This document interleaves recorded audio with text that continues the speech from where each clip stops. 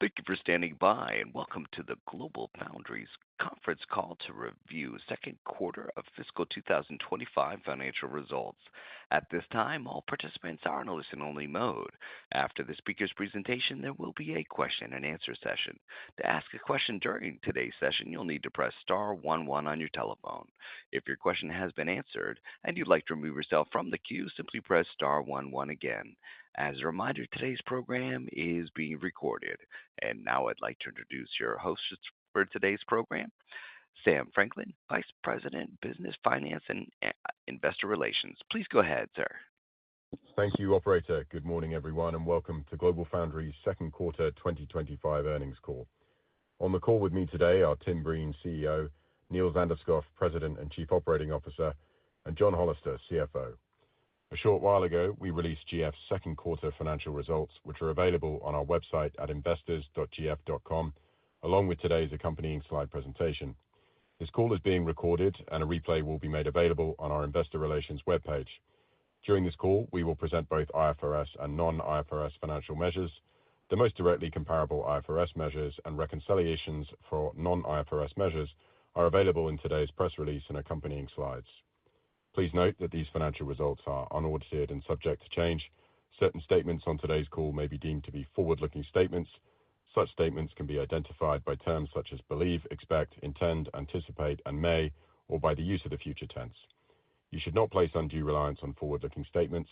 Actual results may differ materially from these forward-looking statements, and we do not undertake any obligation to update any forward-looking statements we make today. For more information about factors that may cause actual results to differ materially from forward-looking statements, please refer to the press release we issued today, as well as risks and uncertainties described in our SEC filings, including in sections under the caption Risk Factors in our annual report on Form 20-F and in any current reports on Form 6-K filed with the SEC. In terms of upcoming events, please note that we will be participating in fireside chats at the KeyBanc Capital Markets Technology Leadership Forum in Deer Valley on August 11th, the Deutsche Bank Technology Conference in Dana Point on August 27th, and at the Goldman Sachs Communacopia and Technology Conference in San Francisco on September 8th. We will begin today's call with Tim providing a summary update on the current business environment and technologies. Niels will then discuss our recent design wins, highlights, and traction across the end markets, following which John will provide details on our second quarter results and third quarter 2025 guidance. We will then open the call for questions with Tim, Niels, and John. We request that you please limit your questions to one with one follow-up. I'll now turn the call over to Tim. Thank you, Sam, and welcome everyone to our second quarter 2025 earnings call. I'm pleased to announce that GF delivered strong financial results in the second quarter that exceeded the guidance midpoints for revenue, gross margin, and operating margin. Earnings per share exceeded the high end of our guidance range, and these results reflect our continued focus on driving profitability through the cycle. We also made notable progress on other key financial metrics in the quarter, generating $277 million of adjusted free cash flow. Having recently implemented several capacity expansions in capital-efficient manners, GF is poised to capture growth opportunities across our footprint as demand accelerates in critical end markets, while continuing to deliver robust adjusted free cash flow. Thanks to the team's excellent execution, we remain on track to generate over $1 billion of adjusted free cash flow in 2025. In the second quarter, we continue to demonstrate excellent progress in high-growth markets, where both the edge and cloud AI transitions are driving the need for secure, high-performance GF technologies. Both our automotive and communications infrastructure and data center end markets demonstrated double-digit percentage year-over-year revenue growth for the third consecutive quarter. As the demand for our differentiated product portfolio aligns with the increasing requirements for high-performance chip solutions in these growth markets, GF is delivering strong design win momentum with existing and new customers. For our automotive and communications infrastructure and data center end markets in 2025, we expect year-over-year growth in the mid-teens and high-teens percentage ranges, respectively. Meanwhile, the smart mobile devices and home and industrial IoT end markets have continued to experience a slower recovery, as uncertainties brought about by the broader geopolitical environment and global trade tensions have impacted consumer demand and inventory dynamics in these two end markets. To that end, we have been partnering closely with certain customers to support their inventory management and preserve GF's market share, predominantly where we are a dual-sourced foundry supplier. In our smart mobile devices end market, achieving these objectives has involved some one-time adjustments to the average selling price per wafer, or ASP. For one particular customer, we partnered to replace the fixed wafer volume component of their long-term agreement with a shift to a long-term 50% share of wallet, which is expected to result in meaningfully higher wafer revenues over the remaining life of the contract. These type of adjustments for specific customers are leading to improved utilization levels across our footprint in the second half of 2025, but will result in year-over-year ASP declines in the second half of the year for this end market, and to a lesser degree for GF overall. We continue to observe a constructive pricing environment across automotive and communications infrastructure and data center, as the demand for silicon content continues to grow in these end markets, and GF solutions and footprint bring unique differentiation. Notwithstanding these market dynamics, GF remains the diversified and differentiated foundry of choice for a growing number of our customers. With our broad product portfolio and our focus on critical performance, connectivity, and power capabilities, GF is gaining share and winning key designs across a range of applications and end markets. I would like to provide some important business highlights from the second quarter. We secured design wins for applications across automotive processing, data center power delivery, and connected home automation on GF's 22FDX MRAM, 55 BCD Lite, and 12LP Plus platforms, respectively. Niels will cover these in more detail. Moving briefly to the macroeconomic landscape. Like others in our industry, we believe that some customers took on additional inventory in the second quarter, particularly in consumer-facing markets, in anticipation of increased tariff-related impacts, which will impact demand in the second half of the year as these inventories normalize. More strategically, it is increasingly clear that the changes and uncertainties brought about by global trade negotiations and tariffs underscore the importance of being a geographically diversified foundry partner to our customers, which GF is uniquely positioned to provide with our footprint across the US, Europe, and Asia. Diverse, dependable supply of semiconductors is not a luxury, but a necessity for national and economic security. For over a decade, GF has made investments to build and scale flexible manufacturing capacity across our sites. Our diversification strategy is gaining traction with more and more customers who have recognized the value of partnership with GF, resilience, flexibility, and dependability. In the US, we fulfilled our first CHIPS milestone in diversifying our Fab 8 facility with our CHIPS 8.auto project. Our 22FDX technology is on track with qualification, bringing supply chain resiliency and security onshore. This is intended to provide our customers with critical supply as anticipated tariffs on semiconductor imports take effect. In Europe, we intend to convert our former Baptiste facility to expand our wafer fabrication capacity, and are working to get EU CHIPS approval to support the investment, which would deliver even more efficient scale in Germany and support our European customers like Continental and Bosch with domestic supply. We are enhancing our global reach with our China for China strategy, particularly targeted at the growing automotive sector. I am pleased to announce that we have entered into a definitive agreement with a China-based foundry that will enable our customers to access GF production, performance, and quality to serve their domestic Chinese demand. Initially, this agreement will apply to our automotive-grade, feature-rich CMOS technologies, and based on early dialogue with our customers, we expect that this will extend to our automotive-grade BCD technologies. This is a unique opportunity for GF to expand our multi-fab customer offering on our successful automotive-grade platforms, while maintaining control over both the IP and quality standards that our customers require. We believe an increasingly decentralized world is a net opportunity for GF, and the strength of our opportunity funnel and design win momentum is a compelling validation of our long-term growth strategy. Furthering our efforts to support our customers where and how they need us, and to align our business with the secular growth trends accelerated by the deployment of AI, last month we announced a definitive agreement to acquire MIPS, a leading supplier of AI and processor IP. Expected to close later this year, MIPS will be an exciting addition to the GF suite of offerings that will add more value to our customers in completely new ways. MIPS brings a highly complementary IP portfolio and decades of design and IP innovation that will be accelerated when combined with GF's world-class manufacturing and global ecosystem. As a leader in RISC-V capabilities, MIPS enables efficient processor cores that are tailored for edge AI applications and ideal for the high-performance edge solutions that GF is well positioned to serve. This acquisition is a win for GF and a win for our customers, who will be able to more closely collaborate with GF earlier in the design cycle, with more direct access to process IP and with greater potential for customization. Early customer feedback on the acquisition has been very favorable, as our customers look to an increasingly differentiated GF as their partner in edge AI applications. In conclusion, I want to thank our 13,000-strong employees around the world for their focus on technology differentiation, manufacturing excellence, and driving the momentum with our customers as we continue to execute to our long-term strategy and lay the foundations for a strong future. With that, over to you, Niels. Thank you, Tim, and welcome to everyone on the call.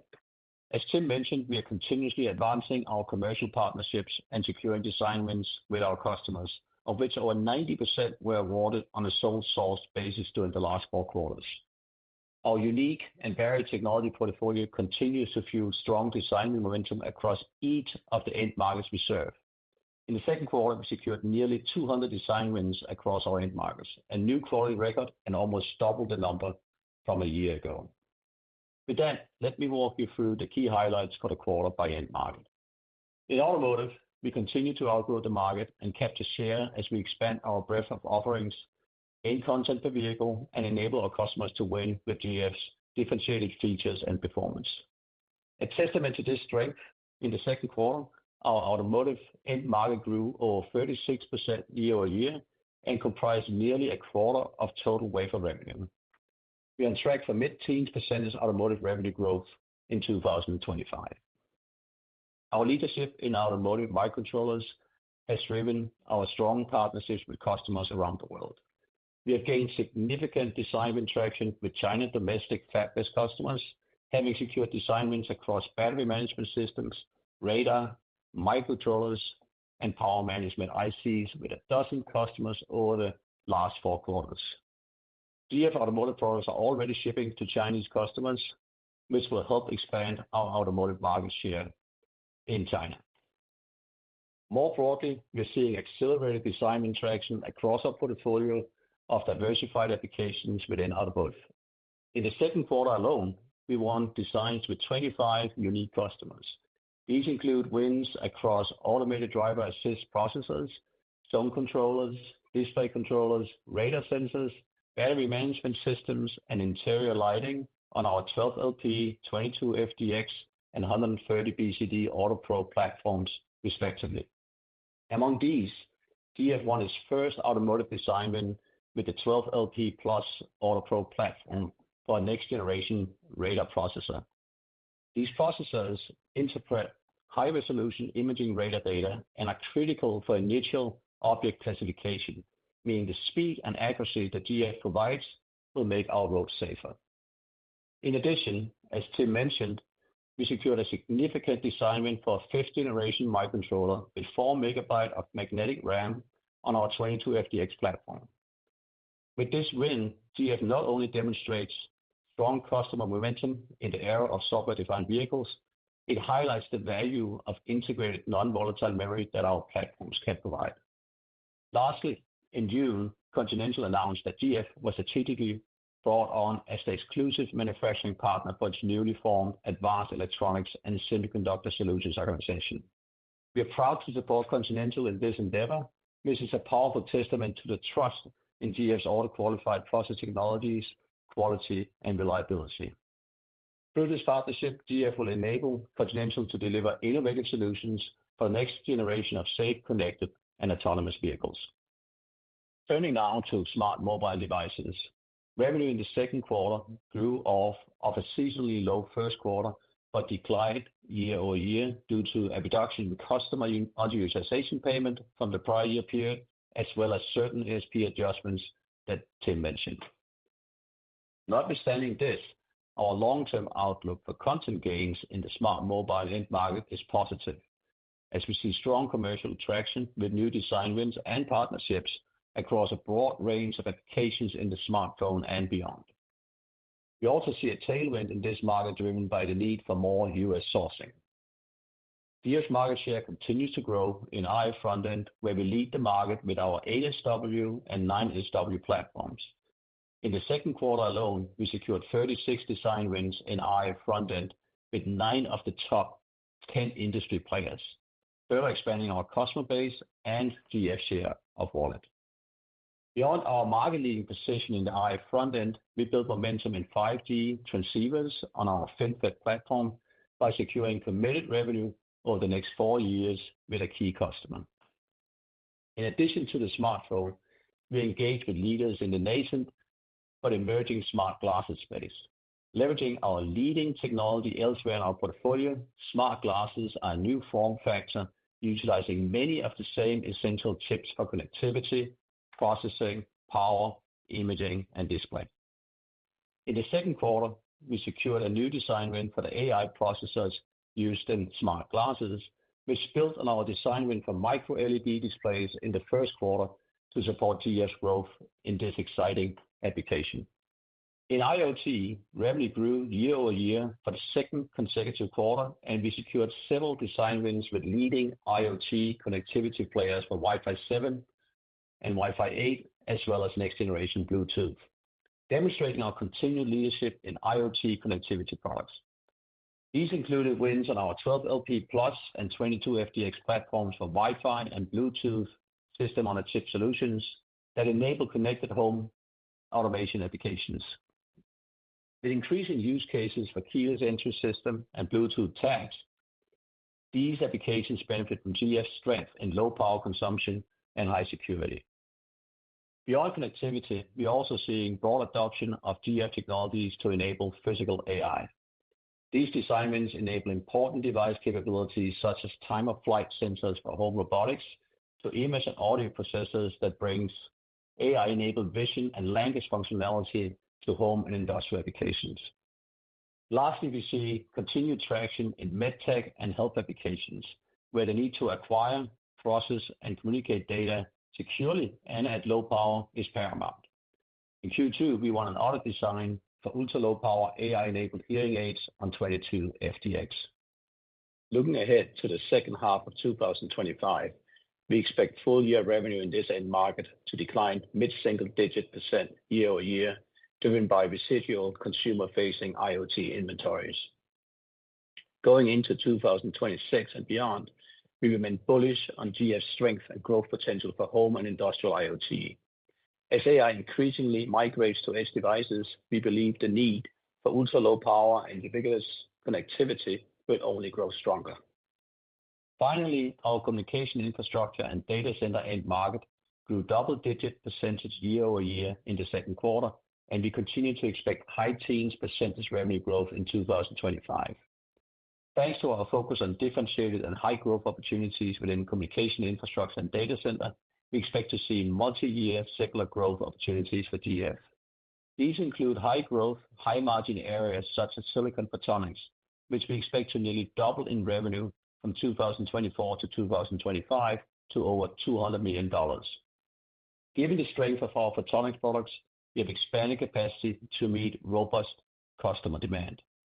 We're ramping our silicon photonics capabilities to address the need for higher performance solutions to support both pluggable and co-packaged solutions for scale-out and scale-up networks. As the need for optical-driven speed, bandwidth, and power efficiency continues to grow, we believe GF is only in the early stages of this opportunity. GF is engaged with leading industry players in the CPO ecosystem across networking and photonic innovators to support the development of integrated solutions as the demand for data grows exponentially. Satellite communications is another area of significant growth potential for GF, as we design into the world's foremost satellite communication companies. GF content can be found in both the rapidly launching satellites as well as user terminals, which are projected to reach millions of units. With RF front ends on our SIGI and RF CMOS, digital beamformers on our 22FDX, and modems on our 12LP platforms, GF is playing a critical role in enabling this new growth market. Starting from de minimis revenue in 2024, we expect SATCOM to contribute approximately $100 million of revenue in 2025. Overall, we continue to make progress on our design win momentum across a wide breadth of applications enabled by our portfolio. Thanks to the trust and partnership with our customers, I'm excited for us to capitalize on these long-term growth opportunities. I'll now pass the call over to John for a deeper dive on our financial results and guidance. Thank you, Niels. For the remainder of the call, including guidance, other than revenue, cash flow, net interest income, and second quarter CapEx, I will reference non-IFRS metrics, which are included in today's press release and accompanying slides. As Tim noted, our second quarter results exceeded the midpoints of the guidance ranges we provided in our last quarterly update. We delivered second quarter revenue of $1.688 billion, which represented a 6% increase over the prior quarter and an increase of 3% year over year. We shipped approximately 581,300 millimeter equivalent wafers in the quarter, up 7% sequentially and up 12% from the prior year period. ASP, or average selling price per wafer, was down high single-digit percentage year over year due to product mix, pricing adjustments, and a reduction in customer underutilization payments from the prior year period. Wafer revenue from our end markets accounted for approximately 90% of total revenue. Non-wafer revenue, which includes revenue from reticles, non-recurring engineering, expedite fees, and other items, accounted for approximately 10% of total revenue for the second quarter. Let me now provide an update on our revenues by end markets. In line with our strategy, we continue to align our business to secular growth drivers and diversify our end market position. Smart mobile devices represented approximately 40% of the quarter's total revenue. Second quarter revenue increased approximately 17% sequentially and decreased approximately 10% from the prior year period. In the second quarter, revenue for the home and industrial IoT markets represented approximately 18% of the quarter's total revenue. Second quarter revenue decreased approximately 9% sequentially and increased approximately 2% from the prior year period. Automotive remained a strong growth driver for us and represented approximately 22% of the quarter's total revenue. Second quarter revenue increased approximately 19% sequentially and 36% from the prior year period. Finally, our communications, infrastructure, and data center end market represented approximately 10% of the quarter's total revenue. Second quarter revenue decreased approximately 2% sequentially and increased approximately 11% over the prior year period. For the second quarter, we delivered gross profit of $425 million, which was above the midpoint of our guided range and translates into approximately 25.2% gross margin. Operating expenses for the second quarter represented approximately 10% of total revenue. R&D for the quarter was $125 million, and SG&A was $42 million. Total operating expenses were approximately flat quarter over quarter at $167 million. We delivered operating profit of $258 million for the quarter at an operating margin of 15.3%, which is at the high end of our guided range and 230 basis points above the prior year period. Second quarter net interest income was $17 million, other expense was $7 million, and we incurred income tax expense of $34 million in the quarter. We reported second quarter net income of $234 million, an increase of approximately $23 million from the year ago period. As a result, based on a fully diluted share count of approximately 557 million shares, we reported diluted earnings of 42 cents per share for the second quarter, which exceeded the high end of our guidance range. Let me now provide some key balance sheet and cash flow metrics. Cash flow from operations for the second quarter was $431 million. CapEx for the quarter was $159 million, or roughly 9% of revenue. Adjusted free cash flow for the quarter, which we define as net cash provided by operating activities, plus the proceeds from government grants related to capital expenditure, less purchases of property, plant, and equipment, and intangible assets as set out on the statement of cash flows, was $277 million, which represented an adjusted free cash flow margin of over 16% in the quarter. We view this as strong performance, especially considering market conditions. At the end of the second quarter, our balance sheet remained strong, with our combined total of cash equivalents, and marketable securities stood at approximately $3.9 billion. Our total debt was $1.2 billion, and we also have a $1 billion revolving credit facility, which remains undrawn. Next, let me provide you with our outlook for the third quarter of 2025. We expect total GF revenue to be $1.675 billion, plus or minus $25 million. Of this, we expect non-wafer revenue to be approximately 12% of total revenue. We expect gross margin to be approximately 25.5%, plus or minus 100 basis points, which reflects a sequential and year-over-year growth in gross margin. Lastly, our teams are diligently managing the potential supply chain cost impacts associated with tariff uncertainties. Thanks to GF's global footprint and diversified sourcing strategy, we expect the cost impacts to be limited to roughly $20 million in the second half of 2025. Our third quarter revenue guidance reflects a slower than expected market recovery, as well as volume adjustments requested by certain customers, which we expect to be fulfilled in the fourth quarter. Provided that we see continued growth in our high margin end markets and the demand for consumer-centric goods stabilizes, we expect gross margin expansion in the fourth quarter. Excluding share-based compensation, we expect total operating expenses to be $190 million, plus or minus $10 million. We expect operating margin to be in the range of 14.2%, plus or minus 180 basis points. At the midpoint of our guidance, we expect share-based compensation to be approximately $56 million, of which roughly $18 million is related to cost of goods sold. We expect net interest and other income for the quarter to be between $4 and $12 million, and income tax expense to be between $26 and $40 million. For 2025, we expect GF's effective tax rate for the year to be in the mid-teens percentage range. Based on the multiple jurisdictions where we do business and the dynamic tax policy environment, we expect this indication to be consistent with our normalized tax run rate for the remainder of 2025. Based on a fully diluted share count of approximately 560 million shares, we expect diluted earnings per share for the third quarter to be 38 cents, plus or minus 5 cents. We expect CapEx, net of proceeds from government grants, to be approximately $700 million for the full year 2025. As our fabs meet expansion milestones around the world, we expect to increasingly benefit from government incentives in the second half of the year. As noted by Tim and Niels, free cash flow and profitability metrics are at the core of GF's long-term growth objectives, and we remain on track to achieve these. Our results today point to another quarter of strong cash flow generation, and for the full year, we still expect to generate over $1 billion of adjusted free cash flow. In summary, I want to thank our teams across the world for their efforts that drove the strong financial results this quarter. I'll now pass it back to Tim for closing remarks before we move to Q&A. Thanks, John. At GF, our unwavering commitment is to serve as a trusted partner to our customers with our broad suite of differentiated and essential chip technologies, and I'm encouraged by the ramp in our design wins, including many in exciting new applications that support the megatrends that will pull our industry into the future, including the permeation of AI, the criticality of power, and the transition to next-generation connectivity, all areas perfectly aligned with GF's strengths.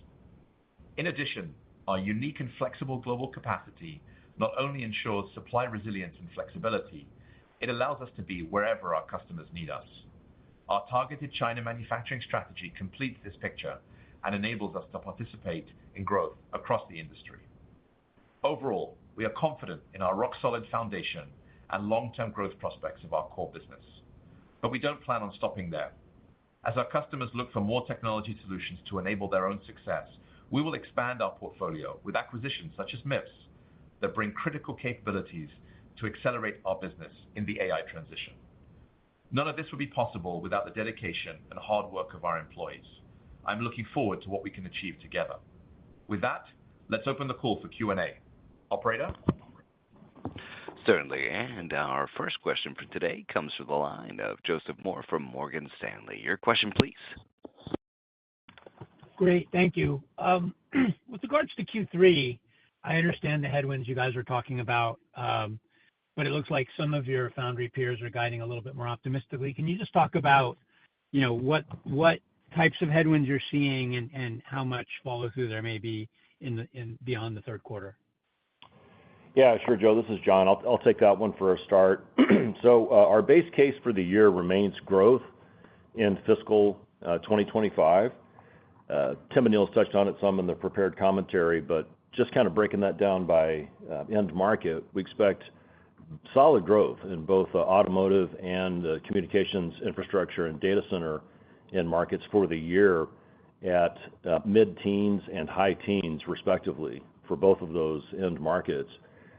We do expect smart mobile to be down for the year and IoT to be modestly down for the year as our consumer-facing end markets in those areas are managing inventories as we work through the year. On the third quarter in particular, on the automotive end market, we expect year-on-year growth in automotive for the third quarter. We do have a certain customer who is managing inventory toward the end of year for final deliveries in 2025. So that is, we'll have our automotive down slightly in the third quarter. We do expect smart mobile to be up again sequentially in the third quarter. So that is some overall commentary on the trends for the year on top line growth. That's helpful. Thank you. And then for my follow-up, I wanted to explore the China for China strategy a little bit. Can you talk about who are the sort of partners that you're working with there? It seems like that's interesting to a lot of people.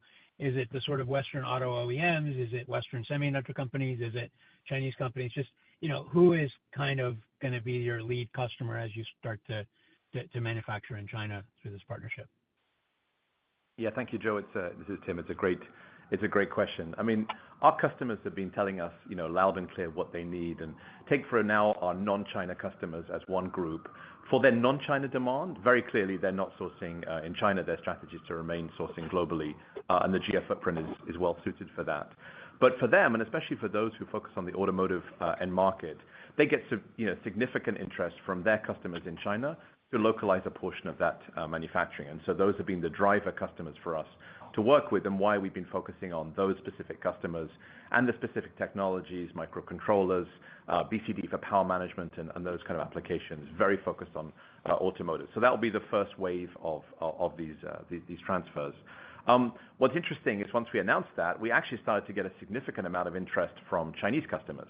And what they're looking for is the reverse, but also the flexibility that this optionality provides. So sourcing locally with us in China with our manufacturing partner, but then also serving their non-China, non-Taiwan demand outside China.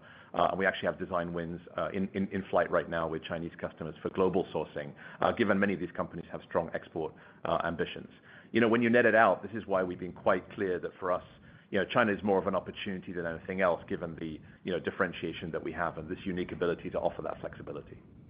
And maybe if I can just add to that, Tim, really the advantage here, both for the international customers as well as the Chinese customer, is they can do one development, one tape out, and take care of both the China market as well as the non-China market. Great. Thank you.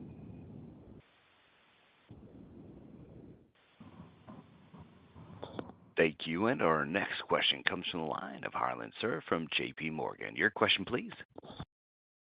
Good morning. Thanks for taking my question. Utilizations were around 80% in Q1, and with the growth view, and that was with a growth view for the full year 90 days ago. I believe the team was anticipating taking utilizations up through the year.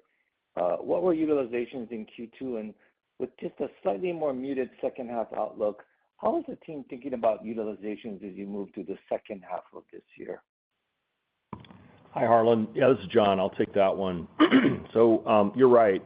Utilization was around 80% in the first quarter. We did progress into the low 80s in the second quarter with an uptick in wafer volume to 581,300 millimeter wafers. And we do see that progressing a bit further as we move our way through the second half of this year into the low to mid-80s. And that is, part of where we see the opportunity to expand our gross margins as we move into the end of the year. No, I appreciate that comment. So with utilizations looking like they'll be up slightly in the second half of the year, I know you guys are working with your customers, maybe taking down some ASPs for some extensions on sort of lifetime volume. So kind of prudent moves with some of your consumer-focused products. I think the prior view by the team that you were pretty confident in driving full-year growth and exiting the year on 30% with 30% gross margins, but given all of these dynamics, including slightly weaker second half profile, how should we think about the gross margins now exiting this year? Any way to kind of quantify that? Yeah, Harlan, John again. So, first we delivered on our second quarter gross margin at 25.2%. That was above the midpoint of our guidance range. And for the third quarter, I'll also point out that the second quarter year-on-year compare, if you take into account the fact that we had significant underutilization payments in the second quarter of 2024, was up significantly on a comparative basis in the second quarter of 2025. As we look ahead, per our guidance, we do see gross margins expanding to 25.5%. That's up sequentially and year-on-year. So we're making progress on our gross margin improvement. The outlook for the rest of this year would be driven by several factors. One is richer mix in terms of our products as we move into the fourth quarter, a bit of improvement in utilization, as you indicated, as well as some further roll-off of our depreciation in the fourth quarter. And finally, we anticipate strong non-wafer revenue performance in the fourth quarter. Those factors together should deliver significant improvement in gross margin as we move through the fourth quarter. And maybe Harlan, yeah. Maybe just since you brought up pricing, I'd like to kind of make a few comments about that. So, overall, for the whole enterprise, taking 2025 as a whole, on a like-for-like basis, we'll see ASPs down mid-single digits. But if you look at where that's happening, that's very much confined to that smart mobile device segment. And within that segment, very much confined to those customers with whom we have a dual sourcing arrangement. And we've been very deliberate in thinking through, both for the short term but also for the long term, what's the right strategy for GF in terms of supporting that customer and maximizing our share, again, not just for revenue today, but also for the longevity of those sockets. So we've been very deliberate. By the way, if you exclude those impacts, then like-for-like pricing for the year for GF will be less than 1% down. So I think it's very fair to conclude the pricing environment overall is very stable, except for these areas where we're making these decisions deliberately in partnership with our customers. Yeah, very insightful. Thank you. Thank you. And our next question comes from the line of Jim Schneider from Goldman Sachs. Your question, please. Good morning. Thanks for taking my question. I was wondering if you could maybe sort of comment on sort of the inventory levels at your customers that you highlight in prepared remarks, and especially in IoT and smartphones. Would you expect those to be at normal levels in Q4, or could it take a little bit longer than that? Yeah, thank you, Jim. I'll take a stab at that. I mean, if you take a big step back, right, if you look at the last 3 years, really 23, 24, 25, we've been closely monitoring inventory as a kind of long-term predictor of health, of where we are in the cycle. And obviously, that's been a long duration, but inventories have, in all sectors, come down materially. It hasn't always been smooth. And if you look at some of our customers reporting in Q2, there are some others still to report. But you saw actually some small, I'd say modest upticks in inventory. That tells you something about kind of demand dynamics. And again, I'd say particularly in the consumer-focused segments where there has been more demand uncertainty, as we commented. I think overall we continue to see the trajectory of inventories normalizing. And actually, we hear from customers that downstream of them, inventories could even be too low, right? And they see some pockets where there could be some tightness that could lead to some demand spikes in the future. So we continue to monitor this closely. It's difficult to call, but we see we're coming to the end of that inventory digestion long period over the last couple of years. That's helpful. And then as a follow-up, can you maybe just kind of expand on the MIPS acquisition? What is the strategic importance of that acquisition for you? What customers did you kind of consult with in terms of before you announced that acquisition? And maybe talk about, are there any different revenue models you expect to recognize as a result of that? Thank you. Yeah, I'll take a first crack, and then I'll ask John to add a little bit on the financial model of MIPS and MIPS type businesses. Obviously, we're very excited about this acquisition. It's a great fit for the GF portfolio, and there's a couple of reasons for that. MIPS has a long track record, a fantastic leadership team, really cutting-edge IP in processors. There are really some strong advantages around multi-threaded cores, software and subsystems, particularly targeted that physical AI space. And if you listen to industry pundits, people talk about things like everything that moves will be autonomous.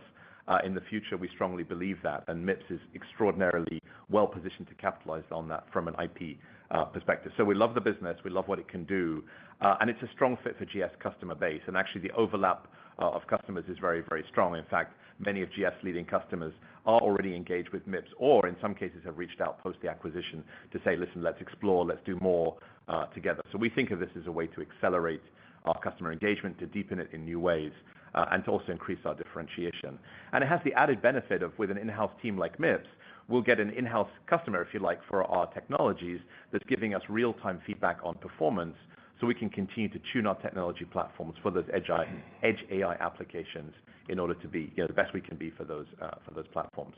Maybe I'll ask John to comment a little bit on the financial model. Yeah, sure, Jim. So we see this as on a full year run rate basis in the neighborhood of a $50 to $100 million addition of top line for GF. That's very exciting. Really happy to see us get this acquisition completed. This will be IP-based, high margin revenue stream for us, which over time can lead to greater hardware sales as well. And we see the revenue opportunity over the coming years getting into hundreds of millions of dollars of incremental revenue for GlobalFoundries, again, which would be accretive to our gross margin.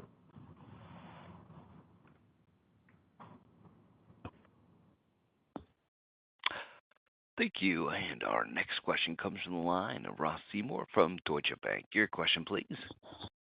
Hi, guys. I just wanted to pivot back to an answer, I think it was John, that gave to an earlier question about a couple things.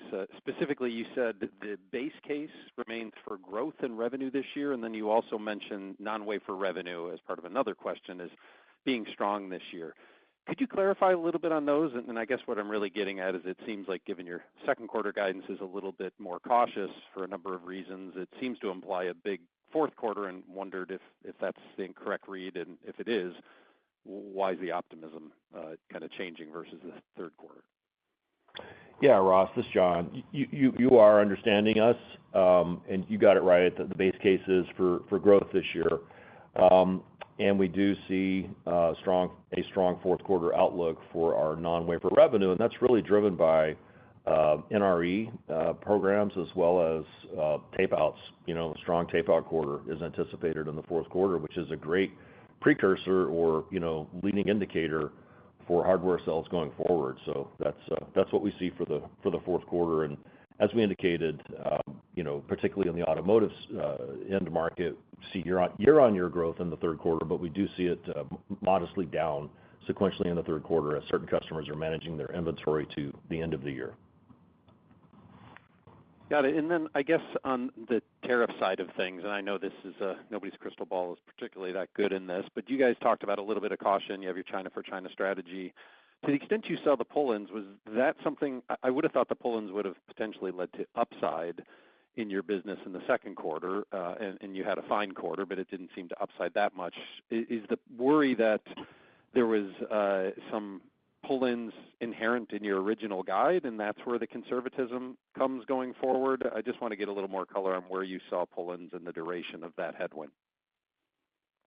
Yeah, thank you, Ross. So I'll comment on this, and I think we haven't seen very significant direct pull-ins at our level, right? And we haven't seen those orders change in a material way in Q2. Obviously, our customers have talked about some of their own dynamics, and each one has had a bit of a different story of how they've seen it depending on the market. We think the overall overlay of tariffs impact is consumer confidence and perhaps, if anything, a slight dent in short-term consumer confidence around ordering patterns. And we saw that particularly, like we said, in the smart mobile device and IoT market, and I think that's consistent with what others are seeing. I think the bigger question for us on tariffs is really the longer-term opportunity, and I think what has definitely changed, I'd say dramatically in 2025, and it has been accelerating, is really the inbound interest from customers to say, I need to now diversify my sourcing, I need U.S. manufacturing.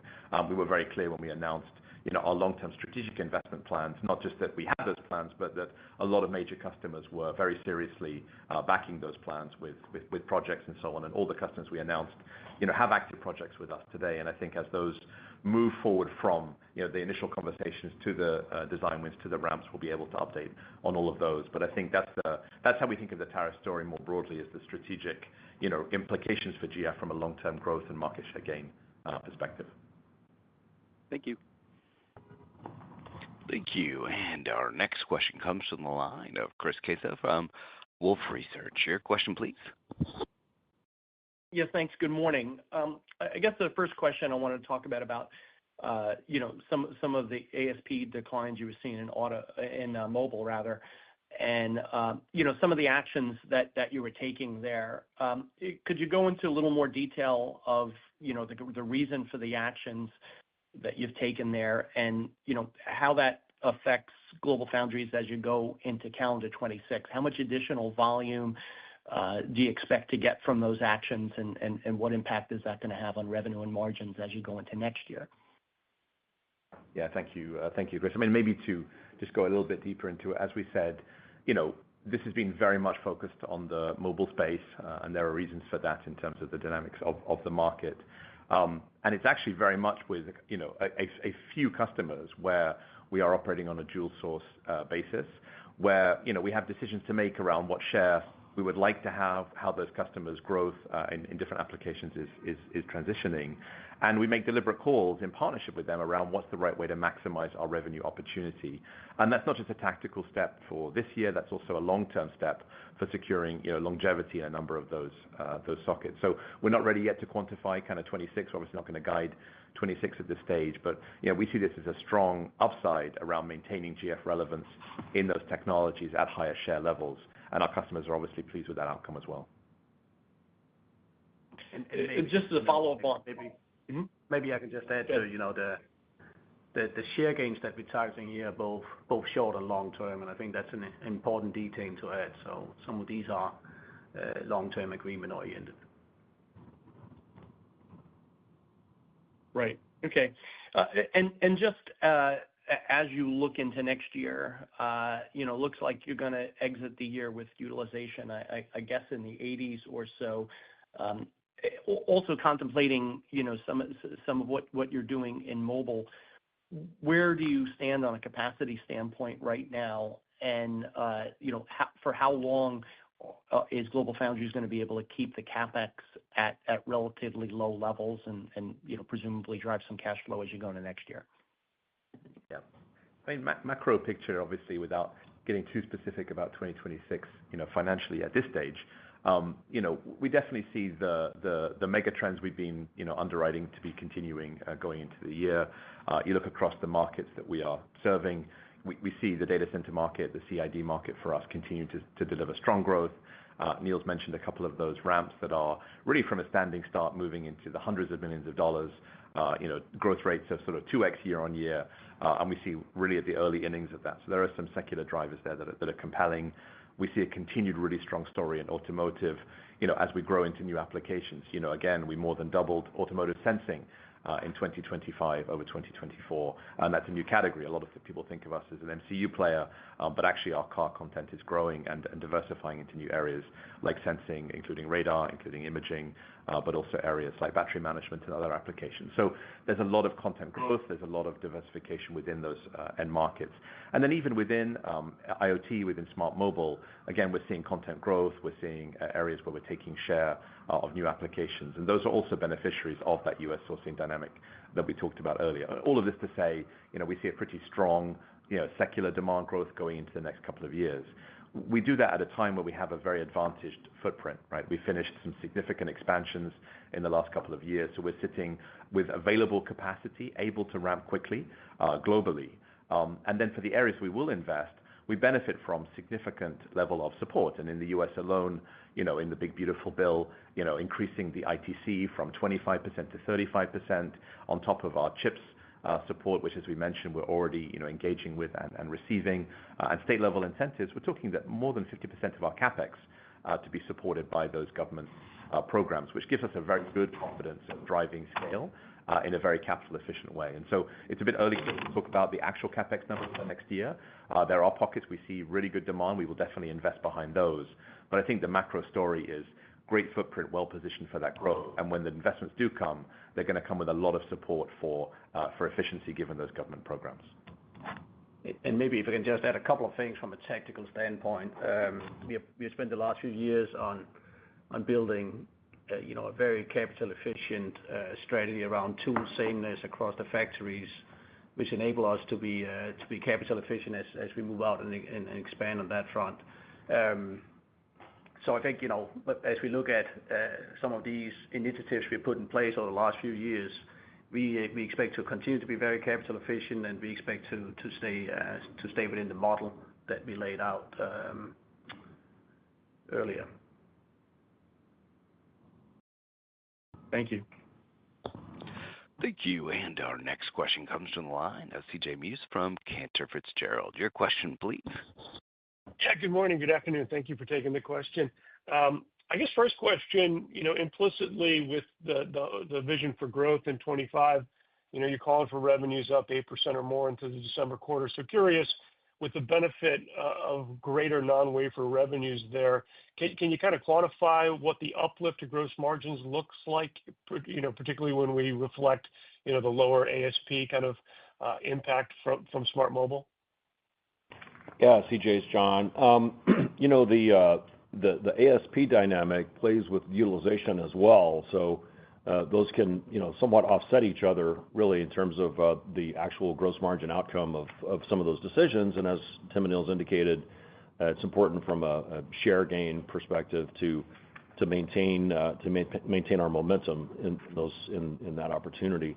As far as the fourth quarter and where the gross margin can head, we'll see how the quarter progresses here, but I do anticipate a significant improvement from third quarter to fourth quarter in gross margin, driven by the factors I talked about earlier with stronger product mix.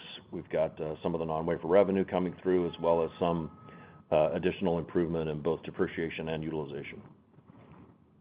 Perfect. And then, maybe just to follow on to that, I think a quarter ago you talked about hope for exiting the year with a 30% gross margin. So curious, what are the moving parts in your mind today for how we should be thinking about 2026 gross margins?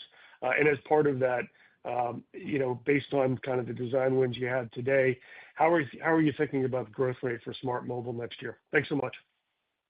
Yeah, I'll take the first part, CJ. So, all the drivers that we just talked about remain intact. We've got, growth in high margin businesses like our comms infrastructure and data center with silicon photonics and satellite communications. These are robust opportunities for us, showing strong growth, as well as improved factory utilization, our ongoing cost improvements, and relatively efficient, capital profile that's allowing us to leverage the installed base of wafer fabrication capacity that we have with a relatively light capex. Maybe CJ, just on the mobile trajectory again, a bit early to call, very specifically, but again, all those growth drivers we've talked about for mobile, both that are for the market, but also idiosyncratically to GF, I think are very, very much intact. And so, we continue to see reasons for the market to grow overall, especially the premium handset, new form factors, new devices. There definitely are some refresh cycle dynamics that at some point, will play through. And so we're bullish on that. Niels also talked about things like smart glasses as long-term drivers, new form factors. Hard to call how quickly. I think that's still a when, not an if, though, in terms of penetration. So we're quite bullish on overall market growth, especially taking a multi-year view. But I think we're even more bullish on our own execution in that space with taking more share. We talked about areas like haptics, display, imaging, power management, all critical features in the smart mobile device sector, including our strong base in connectivity, which still is a challenge, right? Getting more and more bands in less and less space, it isn't easy, and that's an area we've historically had strength and continue to innovate. So I think we're actually bullish longer term on the category as an end market. Very helpful. Thank you. Thank you. And our next question comes from the line of Vivek Arya from Bank of America Securities. Your question, please. Thank you for taking my question. For my first one, just a few Q4 clarifications. What is the percentage of sales contribution from non-wafer revenue? How much is the tailwind from lower depreciation? And I thought I heard you endorse the 30% gross margin exit rate from Q4, but I just wanted to double-check that. So basically, non-wafer revenue contribution, tailwind from lower depreciation, and are you comfortable with the 30% gross margin exit rate from Q4? Yeah, Vivek, this is John. So on the non-wafer revenue, typically that's running roughly 10% of our revenue. We expect it to be up from that in the fourth quarter, a couple of points, call it 12, 13% of the mix in fourth quarter. And if you look at the three factors I described of product mix, the non-wafer revenue, as well as the combined effect of depreciation and utilization, you can roughly think of more or less a point each there of contribution. So whether we get all the way to 30%, we'll see, but I think we can make a lot of progress toward that goal in the fourth quarter. Right. And for my follow-up, automotive, it has been a very strong area for you, but auto production has not been that great. I understand the content aspect of it, but what is the risk that we find that your auto customers have taken on excess inventory? Like, what is your visibility, Tim, into the deployment of all these wafers into a product? Just because there's this big gap between your growth versus auto production. Thank you. Yeah, it's a great question, Vivek. I'll comment on a little bit of color. We obviously spend a lot of time, and as you can see from our announcements, not just with the fabless semiconductor companies and IDM serving the automotive sector, but also the tier ones, our partnerships with Continental, with Bosch. We've talked about those in the past. We spend a lot of time with them. We even spend a lot of time with the OEM. So I think we have a pretty good handle. I think it endorses a few key trends, and you named them. The content growth really is extraordinarily important and secular and continuing because the nature of the product is changing, right? A car is no longer a mechanical device. A car is a super complex electronic engine with a lot of the features being dependent on semiconductors in many different domains. So I think, again, first step is, are the secular trends fully intact? I think the answer is absolutely. And then you try to understand the inventory dynamics across the chain, and that's where it's a bit more complex. And actually what we hear, as I mentioned, that the inventories further down the chain of semiconductors, not in general of cars, but of semiconductors, are actually pretty low at the tier one level in particular. And again, it may move through the system in different lumps, but I think the overall chain is actually lighter than it could be, and that actually could lead you to believe there could be upsides on demand as those inventories get restocked. Obviously, rate and pace of restocking are always a difficult thing to call, but we continue to be very strongly supportive of the sector. So maybe just add a little bit to that.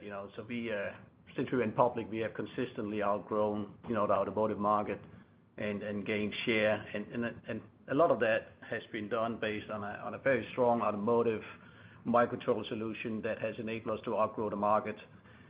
On top of that, if you look at the design wins we've had over the last few years, there's been a lot more in automotive power, battery management systems, smart sensors, and of course, driver assist overall.